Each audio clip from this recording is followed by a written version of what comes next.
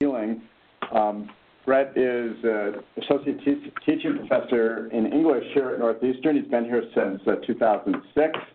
And his background is that he earned his Ph.D. in English literature at the University of Washington in Seattle, and has a number of research interests in the English literature side, modernism, gender and sexuality studies, writing studies, but probably most specific to this particular session today is probably critical pedagogy, literary and critical theory, and so on.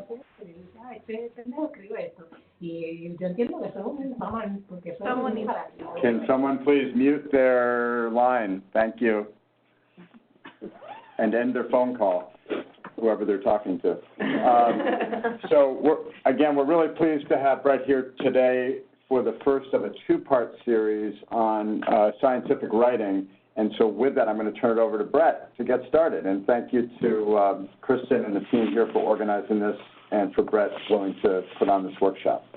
So great. Hopefully everyone can hear me okay. People in the room will make eye contact, so I'll know if that's all right. But those of you remote, I'll just hope that everything's working out.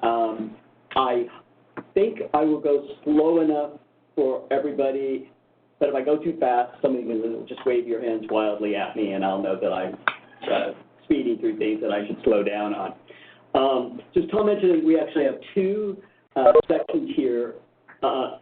So the first one today is we're just talk specific about just the genre of the scientific paper, and then specifically at the Introduction Center. But the purpose of both workshops is to present how does one present your scientific findings by writing scientific papers. So first thing I want us to be thinking about here is just ask a question for you to respond to. So what is a scientific paper? If you had to define it, how would you define it?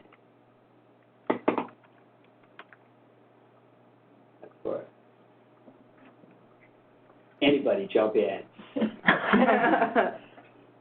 People, Boston, you guys will be on. You're going to be on the spot for this one. Paper writing in the scientific way. Okay. Anybody else? Anything you want to add? Reporting some scientific data. Okay, good. So reporting your data. What else? Anything?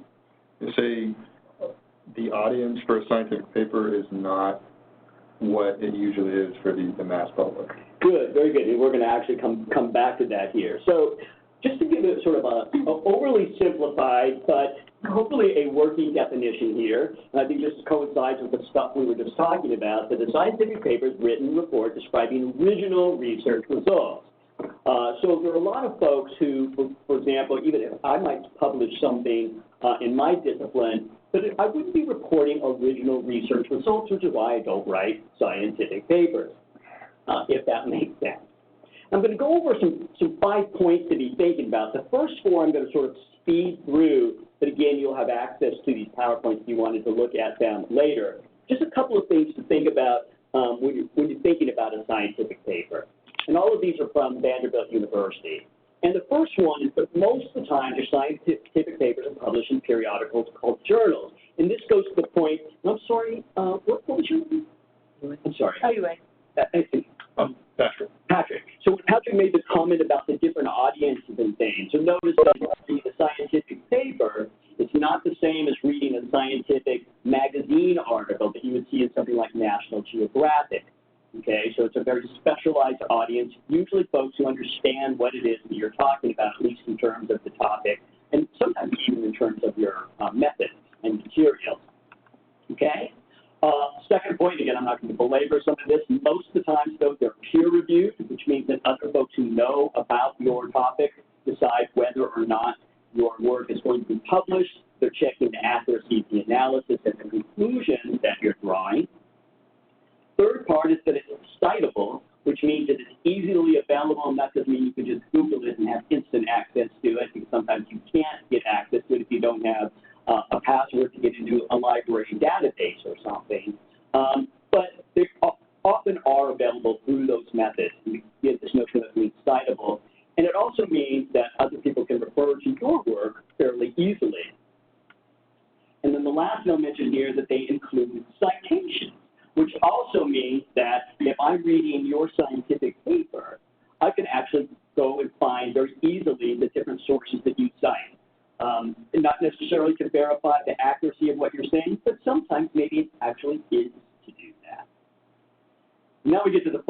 which is what we're going to focus on, I think, the most, is the scientific papers follow a standardized structure of writing and data presentation. And that's the thing I think that's really important to be thinking about, is that to be intentional about the structure that you decide to follow. So, yes, Tom. And could I just add something about citations? Of course. To me, citations are also about showing where your work fits into kind of the continuum of the work in that area as well. Yes. As well as being able to trace back to where your work might stand. Yes, in fact, we're going to, hopefully we'll pick up on that too, because we're talking just briefly about the literature review portion. That's an excellent point to insert there. So, again, this standardized structure. So I want you folks to tell me, what do you recognize as part of the standardized structure of a scientific paper? What things do you think of? Intro. Good. Introduction. What else? Method. Sorry. Experiments. Good. So like the methods. What else? Results. Discussion. Often together, by the way. References. Conclusion. Sometimes. Conclusion. Good. And so acknowledgement. That's the fun part. Which, by the way, can become a problematic aspect of scientific writing if you do not include acknowledgement. And I'm not going to say more about it than that. An abstract, good, an abstract, and then something. So I'll just point out. I think that we. Whoops, no, that's right. So everything we just talked about are right here. I think that the one thing that I should have included on this slide is before the abstract, there should be a title. And for those of you who write scientific papers, you know that they are usually really long titles. Okay? Very good. So, one way to think about these different structures is to think about them in the context that they usually answer these kinds of questions. So, for example, the introduction, what did you do, your team do, why did you do it? The methods, how did you do it? Results, what did you find? And the discussions where you bring it together, what does it all mean? And again, conclusion, especially in your field and the samples we're going to look at here in a second, often the discussion and the conclusion are combined. Sometimes the results and the discussion are also combined. Okay. So you should have access. Thank you, Kristen, for making those different handouts available. And those of us in the classroom here, I redistributed a hard copy of them to you. And so we're going to look at the first two. And the title of the first one is the cellular confinement system. And the second one is the online fluorescence monitoring. Okay? So if you're listening with us remotely, if you have those open, perhaps take a moment and open them up. And I want you just to look at the first paragraph, just the first paragraph of those two articles, the one cellular confinement and the one online fluorescence. And as you're looking at them, what I want you to figure out is, can you see what they're doing that's similar, or do you think that they're doing something different? Just take a moment here to look through this.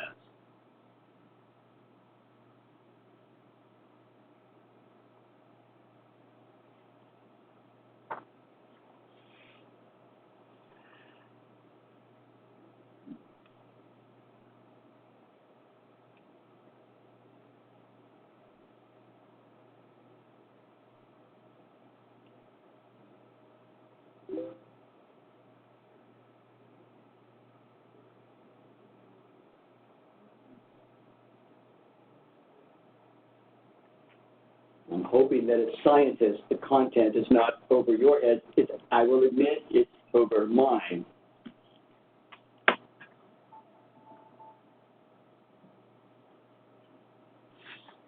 So what do you think? What do they have in common? Does it seem like they do have something in common? Some background. Could they give me some background? What kind of background? What problem they have? Good. They identify a problem. Very good. And both of them do it. And I want to point out to you that I think that they do it in the exact same way. And that is, oftentimes, by the way, I think often, I would never say that always this is going to happen, because there are always going to be exceptions. But most of the time in the scientific paper, the first paragraph paragraph is going to start out with a broad statement and then end with a sentence that identifies the problem that you or that your paper, that your research is going to address. Okay? And so if we go back, we look at that first paragraph of the first article, and you see that I've sort of highlighted these. I take the broad statement, and I've highlighted that with the blue font, and then I've taken the problem at the end and highlighted it in the green font. By the way, this is not to suggest that what comes in between is unnecessary, because it's actually building off or building toward what the specific problem is. Sometimes in really short papers, that specific problem actually could be the purpose statement, but that's not usually the case. That usually comes up later. Okay? So here was the cellular confinement article, and again, even if I say to myself, I don't understand the science in all of these articles, as somebody who's familiar with scientific writing, I do understand the structure so that it helps me to understand how it is I'm supposed to read this. And so here's the one from the online fluorescence monitoring. Again, the first sentence comes up with a broad statement, sort of positions thing, and then the last sentence, a little bit longer, and notice there's only one sentence intervening between the two, is where the problem comes up. Here's where my research, or my team's research, here's where we're going to start our intervention. And hopefully that makes sense. Now, I want you to do something else, going back to those two articles that you're looking at, except for the last paragraph of the introduction sentence. I want you to sort of glance through all the paragraphs in between and see if you can identify what they are doing and if what they are doing is similar. This will take a little bit more time, perhaps. So all the paragraphs between the first and the last. And the last of the introduction section, yeah.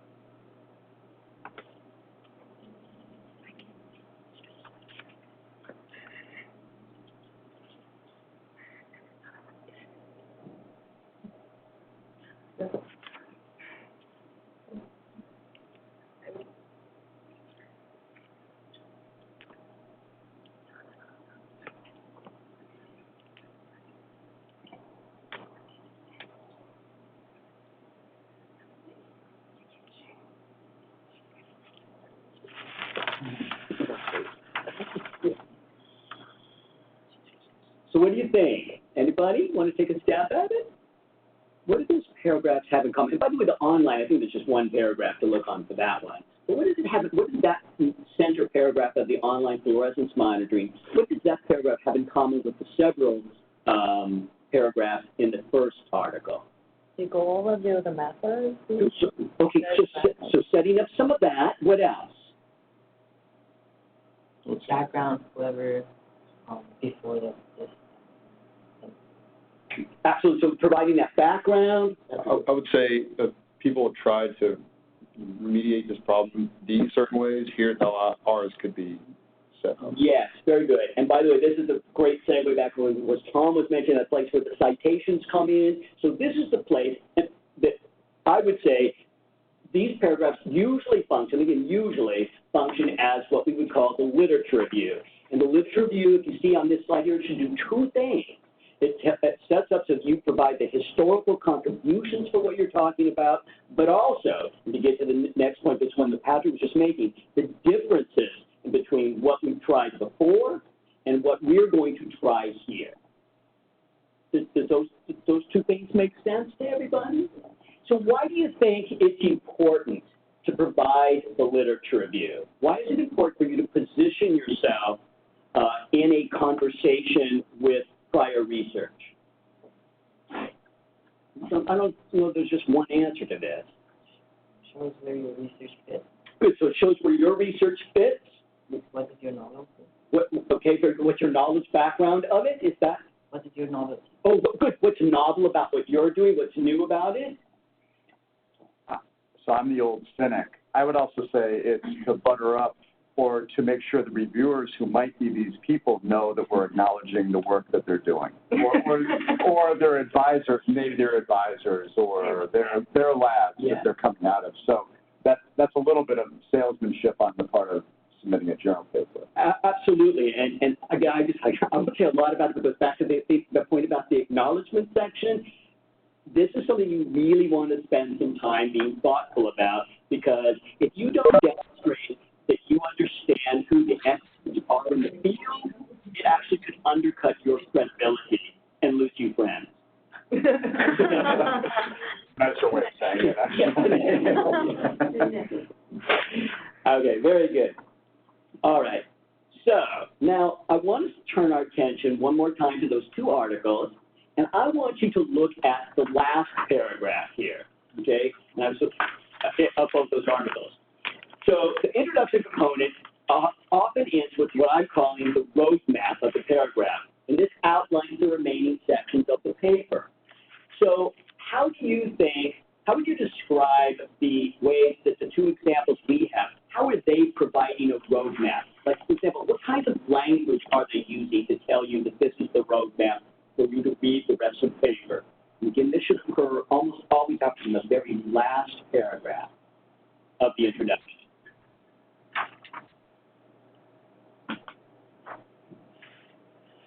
Label here.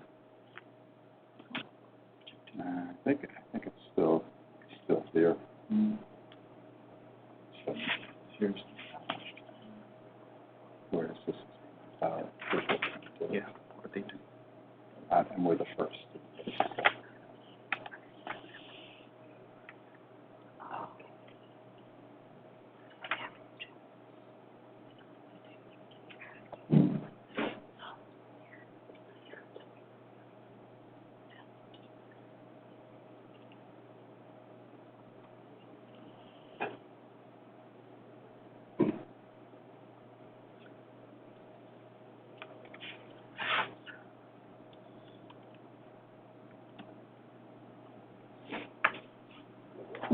So maybe let's take a look at that last paragraph of the cellular confinement system. How would you describe the paragraph? Again, I'm thinking more about the structure or language that it might be using to set up a structure, not necessarily focusing on the content itself. So, for example, what does the first sentence do?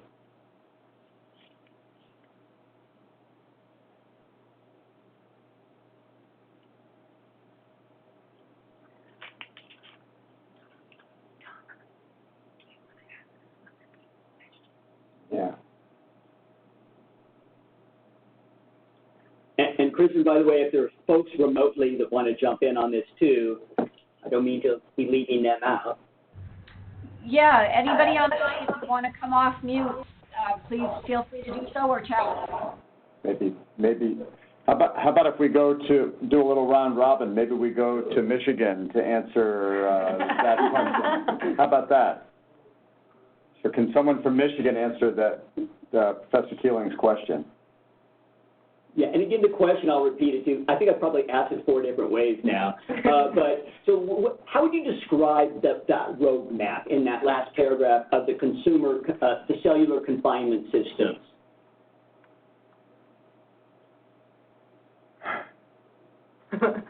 Anybody from Michigan?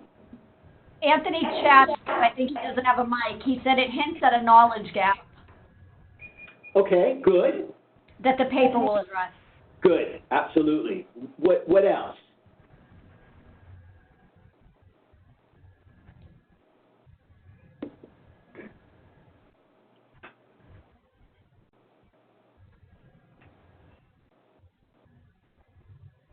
All right, we'll come back to Boston.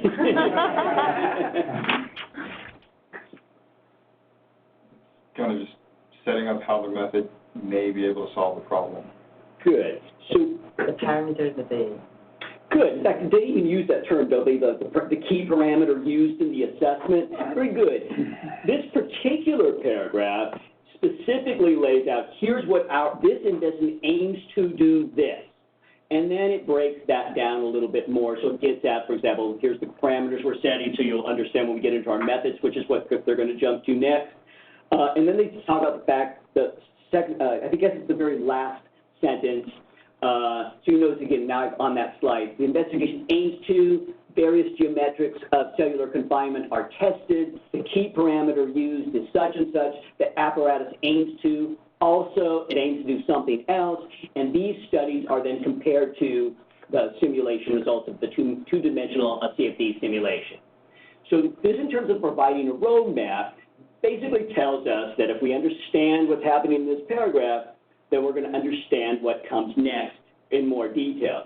And by the way, one of the things you want to be thinking about when you're writing your own scientific paper is to ask yourself, is this the clearest way to set the roadmap?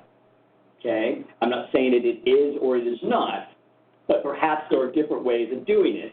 So now let's talk about that second paper. This is the online fluorescence monitoring one. What, if anything, is different about that paragraph, even if we agree that it might still provide the roadmap?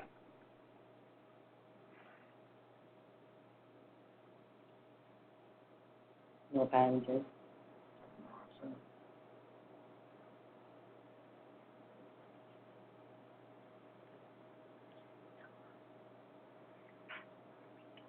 General. Good. Does it seem a little bit more general than the first one? I would agree. How many different, how do I want to ask this? How many turns, if I want to go with the roadmap metaphor, how many turns does this one take, this second paragraph? I would argue the one that we're still looking at here, this takes multiple turns. Okay? Yeah. How about this one? Does it take as many? No. How many turns would you say that it takes?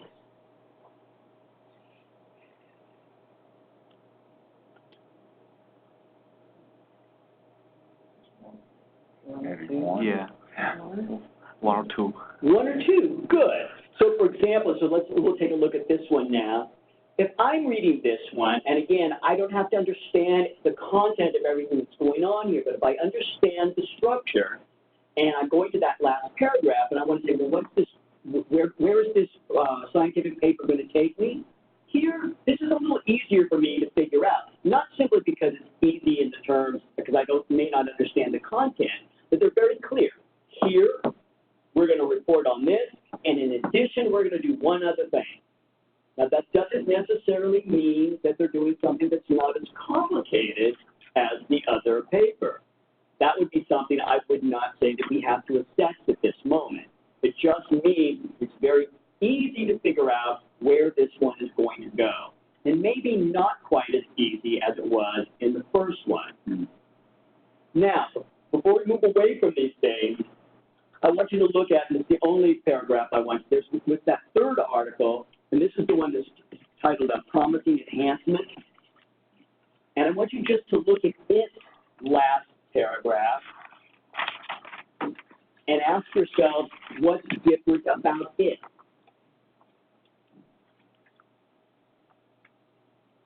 Yeah.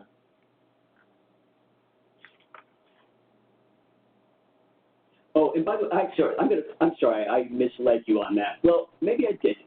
If you look at the very last paragraph, what does the very first sentence tell you need to do? Go back one paragraph, right? Very good.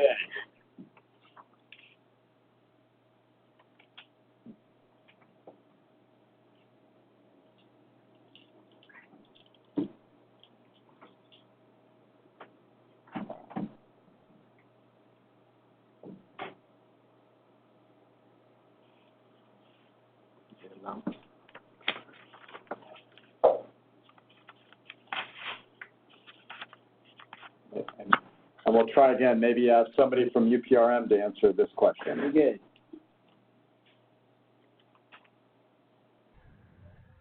Yeah, we have Norma, Nancy, Fernando, Amiley, I don't think Petter can hear us. If any of you can answer the question, and maybe we can have her repeat it again, you can either text me or you can take yourself off mute and answer.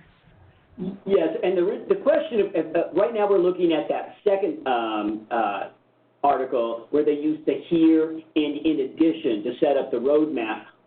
My question is, what's that third example that we're looking at, the promising enhancement, what kind of strategy does it use?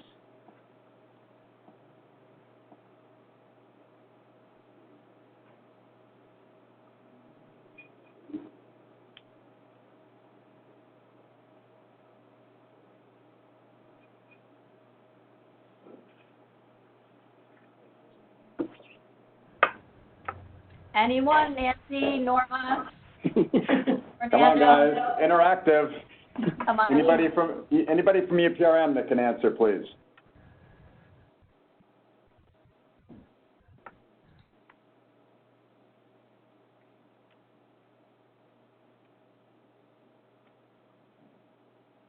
Could be, they might be trying to download the file. Yeah, that's true. We'll get better at this for next week. Yeah, exactly. We'll try. No worries at my end. This is not so different from on-site, classroom sometimes. So. Of course, people from Boston won't show up next week to answer all the questions. They know what to expect. Anybody here? Just jump in. We separate their experiment to two parts. One is about the property of the material. One is about how they do the experiment. Good. And so one of the things that they do, this particular, earlier I mentioned that often it's the final paragraph does this roadmap, but this is actually an exception where some things are happening in more paragraphs than the very last one. So you notice that it's actually the third to the last paragraph where we actually get the purpose, the aim of the study focuses on. But then I think it's because the authors intentionally know that they're going to perhaps do something a little different than their scientific paper readers might expect, they're very careful to say the first part of this we're going to do such and such, and by the way, the minute you say something in your paper, the first of some sequence, if you don't follow it with the second part or the second step, then there was no reason to say the first part to begin with. Right? But this paper is very clear about first part, new paragraph, and in the second part, and then it ends. So just like the second one that we looked at, everything's set up into the two steps that we're going to take. But this one just sets it up a little differently, and arguably it's a little clearer how many steps they're going to take because they tell you that. And again, I don't want to suggest that that's what you should do.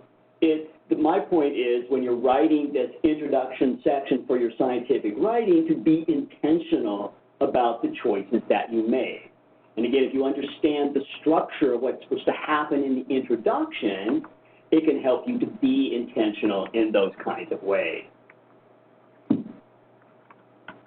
So I actually had one other thing that I was going to talk about regarding introductions.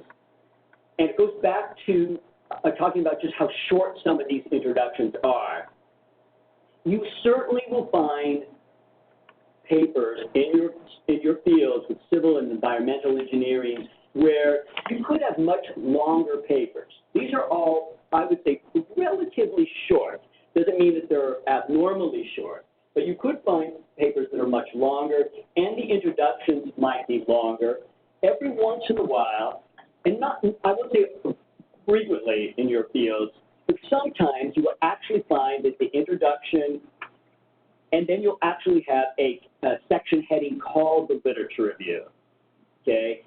In the examples that we're looking at here, none of them do that. In fact, if you remember from one of those earlier slides, I actually took all three of these from one issue, last May's issue of, and I forgot the name of the journal I took it out of, but the Journal of Environmental Engineering, I think is what it was. If I'm wrong, pretend I'm not. But and none of them did that. This was the one paper that I found that seemed to do something slightly different. And that was where they had the longer bit of an introduction and broke things down, and then broke it down into these first part, one paragraph, second part, one paragraph. But you should be aware that you certainly can make modifications to these things, but again, it's being intentional about the modifications that you want to make.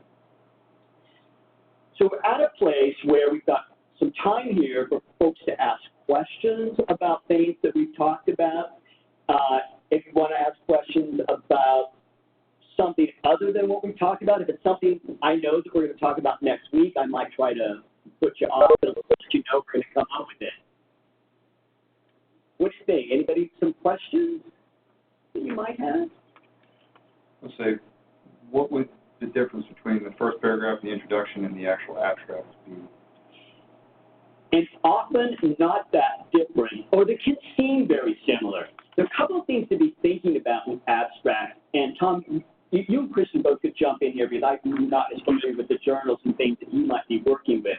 But oftentimes, abstracts are actually the authors of the scientific paper may not even write the abstract. The editor of the journal sometimes does.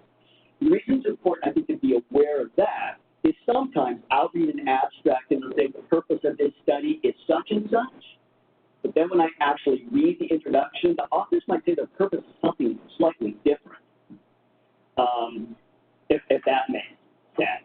Also, in an abstract would be the identifying sort of like the issue and identifying the problem, but the abstract will also usually tell you, some of these introductions do. They'll say, our method is this. They might give 1 or 2 sentences, our results indicate, and then the last part of it, the fifth part would be, again, sort of maybe a summary of what happens in the conclusion. The implications of our study suggest such and such.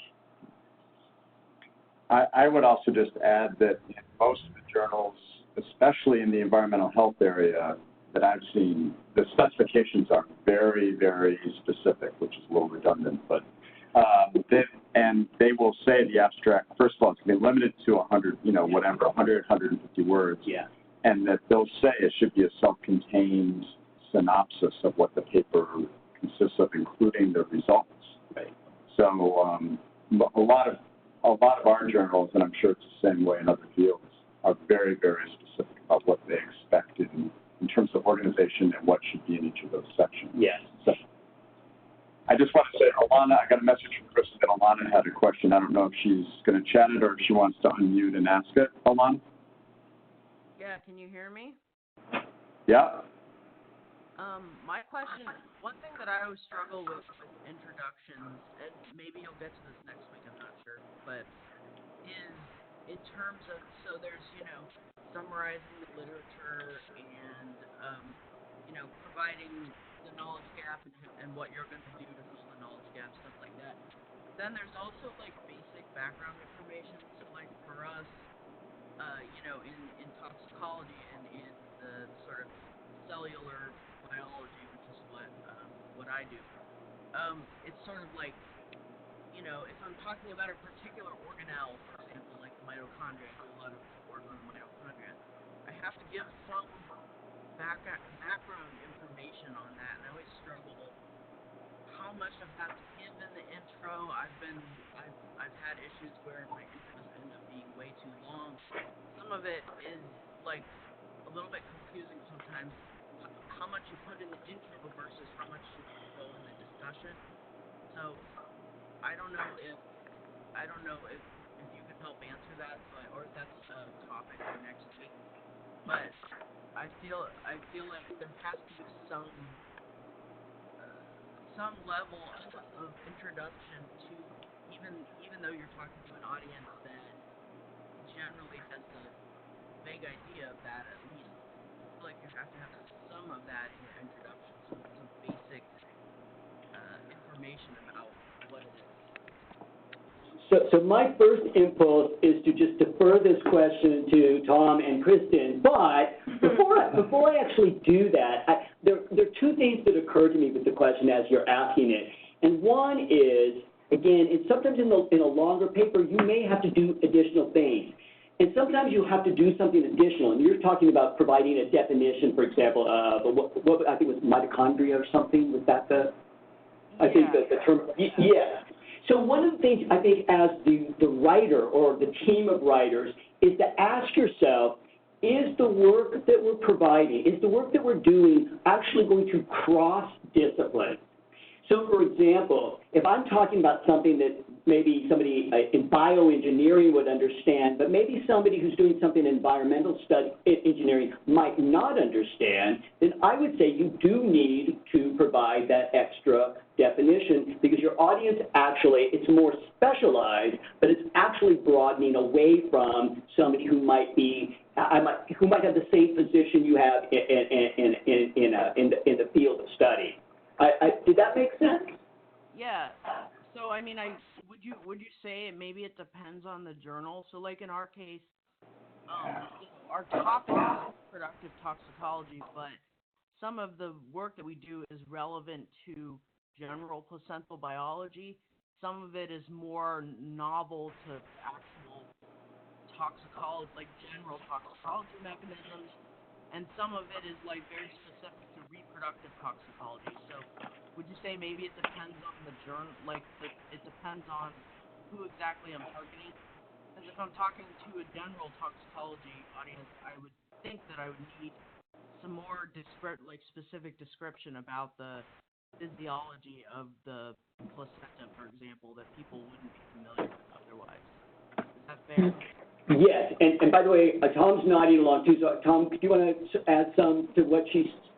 No, I would agree, and I always hate to say this, but I think it is going to be somewhat experience-based. And even when we've been writing papers for a particular journal, one member of the team, you'll have an argument about, should we include this background or not. So if you're struggling with that, I'd love to tell you it's going to end at some point, but it probably won't. And I think if you have too much, don't worry. Your reviewers are probably going to, that's what the reviewers are going to tell you, is that that's not needed because we're all experts in this field and we didn't need to hear about that. Or they'll say, gee, I wish I had no idea what you were talking about when you started talking about mitochondria. I wish could you please add a paragraph to explain what mitochondria are all about and how it relates to the work. So that may be something that comes out in the review process in a constructive way. So hopefully constructive way. That's true. Yeah. Thus far, my Rita, when she reviews my work, has been very helpful. Like to me, saying I don't think you need this, but I still struggle. I want to learn myself when it's appropriate to put things in and not. I don't want her to have to, obviously writing is a process, so I'm just trying to, improve on that myself. Right. One of two things I want to add here. One of it is sort of play off something that Tom said. Also, I want to point you toward a resource that you all may or may not be aware of, and that is if I were, again, I would not be involved with you writing your paper necessarily, although certainly we could talk about the structure of it. My advice is always to include it because if it's not necessary, this Tom was saying that the reviewer would say, we don't need this section, but sometimes people don't know what they don't need to see, if that makes sense. And it's possible that if you left out that information, the readers, experts as they are, actually might think something's just missing, and they may not know exactly what it is, if that makes sense. I always tell folks, if you're going to delete something, I would say delete something that nobody's going to miss, but then that's the problem. How do you know what they're not going to miss? The other point I wanted to make, and this goes to thinking about journals and thinking about audiences, I don't know if you all are aware of, if you're on the Northeastern Library's page and you look at the A to Z journals, there is a database called Ulrich's. It's ULRICH. And Ulrich's, Yeah, it's ULRICH. And the thing that's really interesting about Ulrich is it's actually a journal database. So it actually isn't going to give you access to articles, but what it will do is give you as much information as Ulrich can find out about the journal itself. Okay. And so oftentimes, if I look up a journal in Ulrich, first of all, it's going to tell me whether or not it's a peer-reviewed journal or not. And by the way, you always want to start with the peer-reviewed journals, I think. But then it will also tell you how it is the journal may be distributed and who reads it. And sometimes having that information from the journal itself can be really helpful. Yeah, actually, I've never heard of that. So, I'm from University of Michigan, but we have just about, I'm sure that if they have access to that database, I'll have to look into that, but that's good advice. Thank you. And Elena, my thought is Ulrich is like the only database that deals with journals that way, and my guess is that Michigan's going to have access to it. Yeah, probably. Other questions? We still got a couple minutes. Do you have other content for today? Do you have other stuff you're going to cover today? Okay. You're going to go over homework for next week? Okay. So is there any other, let me just do one more round robin. Are there any other questions? If you're trying to speak and can't be heard, you can always chat to Kristen and she can let us know. Any other questions either from UPRM or Michigan or other locations before we move on?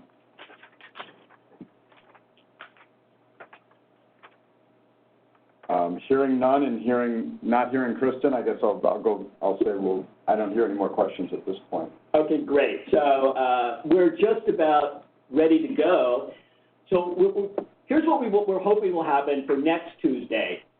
And so prior to meeting, I would prefer it if you could pick a paper that you're actually working on. It could be something you completed, or it could be a published scientific paper if you want. But I want you to write a description of how that paper's introduction meets or doesn't meet the criteria we discussed this morning. And you might make some notes of the things that, what does it do that might be different, and how do we account for that difference?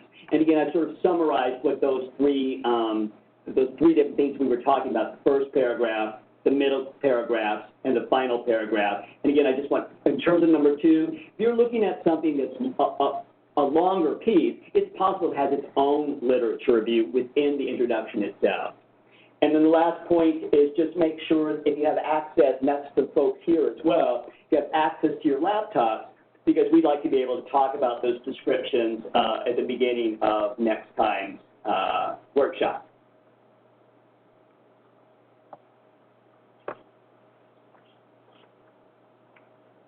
Any questions about that? Or are we good?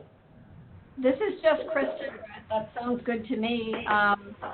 We will also follow up on Foresight so that people can post their descriptions if they're able to, and that way we can share them on this end if we have to. Oh, perfect. Yeah.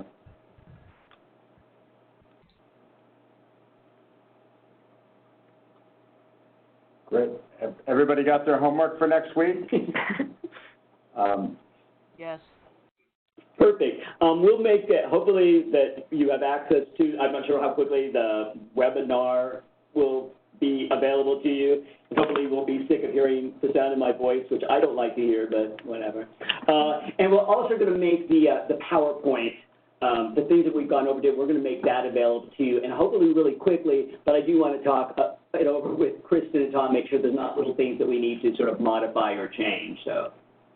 Yeah, and the other thing we'll do is we're going to be getting in touch with the investigators, so if people miss this piece, they'll know where to find the slides and can catch up and hopefully join up with us next week to go over stuff that they've done. So many of the trainees are working on manuscripts at this point, so this would be a good exercise for many of them to participate in. So we'll follow up with that as well. Great. Great. Thank you all so much. And I'll see you virtually and in real life next Tuesday. Brett, thank you so much. Appreciate it. That was great. Thanks.